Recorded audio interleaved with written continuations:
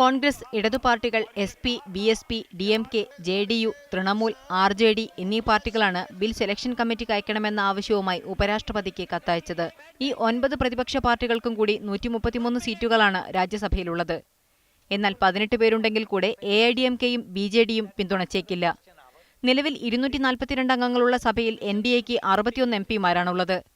AIDMK, BJD, Trinamool, BSP, SP എന്നിവർ ബില്ലിന് അനുകൂലമായാൽ കോൺഗ്രസ് എതിരഭിപ്രായത്തിൽ തന്നെ ഉറച്ചുനിൽക്കും.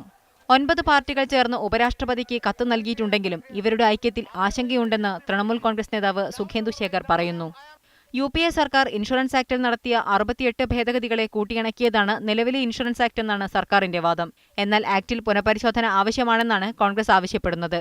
നിലവിലെ നിയമത്തിൽ NDA സർക്കാർ നടത്തിയ 11 പുതിയ ഭേദഗതികളും വിദേശ നിക്ഷേപവും ഇതിൽ ഉൾപ്പെടുന്നുണ്ടെന്നും കോൺഗ്രസ് ചൂണ്ടിക്കാണിക്കുന്നു.